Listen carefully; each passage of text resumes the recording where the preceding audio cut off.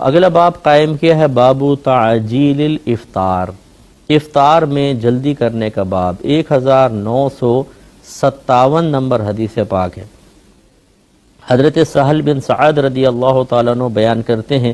کہ رسول اللہ صلی اللہ علیہ وسلم نے ارشاد فرمایا کہ لوگ اس وقت تک ہمیشہ خیر سے رہیں گے جب تک افطار میں جلدی کرتے رہیں گے۔ تو مراد یہ ہے کہ اطمینان بس ہو جائے کہ غروب آفتاب ہو گیا، اب مزید تاخیر کرنا ٹھیک نہیں ہے، کیونکہ یہ یہود و نصارہ سے ایک طرح سے مشابہت بھی ہے ایک روایت کے مطابق، تو اس لیے افطار میں جلدی کرنی چاہیے۔ لیکن یہ جلدی نہیں کریں کہ وقت سے پہلے ہی کر لیں، اس لیے اچھی طریقے سے اطمینان درکار ہے۔ تو ہمارے بہت سارے بھائی بہن باہر سے ہمیں سن رہے ہیں، ان کے لیے ہماری گزارش ہے کہ جب آپ اپنے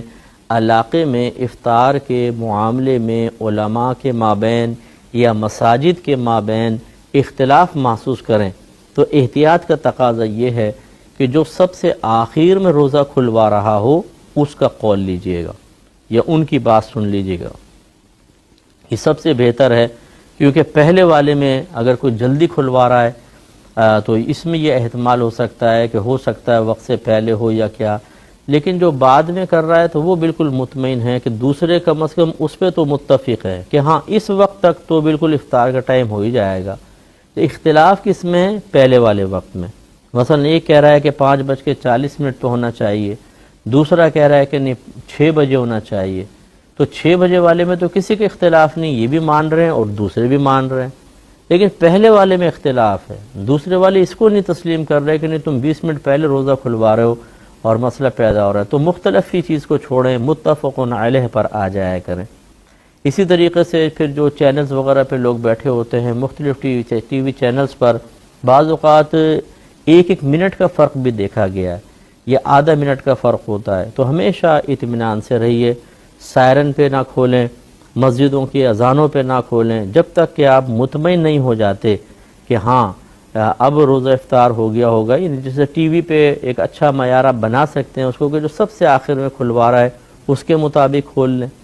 اس کے علاوہ آپ کے پاس کوئی مستند نمازوں کی اوقات کا کیلنڈر ہونا چاہیے، اس میں آپ دیکھیں غروب آفتاب کیا لکھا ہوا ہے، اس سے احتیاطاً 1 منٹ زیادہ آگے کر کے کھولیں تو انشاءاللہ عز و جل کبھی بھی پریشانی نہیں ہوگی۔ تو بس یہ اطمینان ہو جائے، اس کے بعد تاخیر نہیں کرنی چاہیے، یہ گویا کہ حدیث کا حاصل اور خلاصہ ہے۔ یہ مطلب نہیں ہے کہ ابھی اطمینان بھی نہیں ہوا اور افطار میں جلدی کر ڈالیں۔ اس کا نقصان کیا ہوتا ہے؟ کتنے لوگوں نے ہمیں کہا کہ مفتی صاحب باہر جو تھے بچے کھیل رہے تھے اور کسی نے غروب آفتاب سے چند منٹ پہلے شرارتاً منہ سے سائرن کی آواز نکال دی، گھر میں بیٹھے ہوئے لوگوں نے جو بیچارے بھوک کے ہمارے بے چین تھے انہوں نے کہا روزہ کھل گیا، کھول لیا، بعد میں پتہ چلا کہ روزہ تو بعد میں کھل رہا ہے۔ ایسی بعض اوقات مؤذنین کے مسائل سامنے آئے ہیں کہ انہوں نے وقت دیکھنے میں مسٹیک کر دی اور وقت سے پہلے اذان دے دی اور لوگوں نے اس میں افطار کر لیا۔ اسی طرح ٹی وی چینلز پہ بعض اوقات مسائل ہو سکتے ہیں، تو جب تک اچھی طرح مطمئن نہ ہو جائیں روزہ افطار نہیں کرنا چاہیے۔ تراوی یاد رکھیں کہ 20 رکعت تراوی رمضان کی تمام راتوں میں ہر عاقل بالغ مسلمان مرد و عورت کا ادا کرنا سنت مؤکدہ ہے۔ اس کا مطلب یہ ہوا کہ رمضان کی تمام راتوں میں تراوی پڑھنی ہوگی آخر تک۔ نمبر 2، عاقل بالغ مسلمان مرد و عورت دونوں کو ادا کرنی ہے۔ نمبر 3 سنت موقدہ، اور نمبر 4 20 رکعت تراوی ہے۔ اس میں مزید کلام کرتے ہیں ایک مختصر سے بریک کے بعد کہ تراوی سنت موقدہ ہے، 20 رکعت ہے، رمضان کی تمام راتوں میں پڑھنی ہوگی، ہر عاقل بالغ مسلمان مرد و عورت کے لیے سنت موقدہ ہوتی ہے۔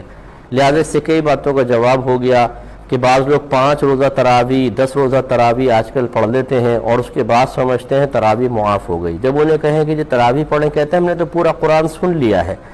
یاد رکھیں کہ جہاں باقاعدہ امام مقرر کر کے جماعت ہو وہاں پر ایک قرآن کا ختم بھی سنت موقدہ ہے، اور 20 رکعت تراوی رمضان کی تمام راتوں میں بھی سنت موقدہ ہے۔ اگر آپ نے 5 دن میں یا 10 روزہ یا 8 روزہ تراوی پڑھ بھی لی ہے تو قرآن سننے کی سنت تو آپ نے پوری کر لی ہے، لیکن جو تراویح 20 رکعت پڑھنی تھی رمضان کی تمام راتوں میں، وہ سنت کون پوری کرے گا؟ تو یہ بڑی خطرناک صورتحال ہے کہ لوگ سمجھتے ہیں کہ ہم نے قرآن سن لیا، اب ہم پر تراویح معاف ہو گئی ہے، اور وہ ادا نہیں کرتے ہیں، گناہگار ہوں گے۔ اس طرح پتہ چلا کہ خواتین کے لیے بھی سنت موقدہ ہے، یہ صرف مردوں کی نماز نہیں ہے بلکہ بہنیں بھی اپنے گھر میں 20 رکعت تراویح باقاعدہ سورتوں سے پڑھیں گی، اور چھوٹی چھوٹی صورتوں کے ذریعے پوری کر لیں۔ ان میں ترتیب ضروری نہیں ہے، تب ہر رکعت میں ایک دفعہ الحمد شریف اور سورہ اخلاص پڑھ لیں، تمام رکعتوں میں کوئی مسئلہ نہیں ہے، بالکل کامل و اکمل نماز ہوگی۔ اسی طریقے سے یاد رکھیں کہ تراویح کی جماعت سنت مؤکدہ علی الکفایہ ہے، یعنی اگر محلے میں سے چند لوگ بھی مسجد میں آ گئے، جماعت قائم کر لی تو کافی ہے، تمام کا مسجد میں آنا یا جماعت قائم کرنا لازم نہیں ہے۔ لیکن میں یہ کوئی ترغیب نہیں دے رہا ہوں کہ آپ اپنے گھر میں پڑھ سکتے ہیں، بس حکم بیان کرنا مقصود ہے۔ افضل یہی ہے کہ آپ مسجد میں تشریف لائیں، باقاعدہ جماعت کے ساتھ ہی نماز پڑھیں، لیکن اگر بالفرض کوئی سستی کرتا ہے، کسی دن جماعت کے لیے نہیں آتا اور وہ گھر میں نماز پڑھ لیتا ہے تو گناہگار نہیں ہوگا، کیونکہ تراویح کی جماعت سنت موقدہ تو ہے لیکن علی الکفایہ۔ علی الکفایہ وہی عبادت ہوتی ہے کہ بہت سارے لوگوں کی طرف سے اگر ان لوگوں میں سے چند لوگ بھی ادا کر لیں تو سب کے سب بری الذمہ ہو جاتے ہیں۔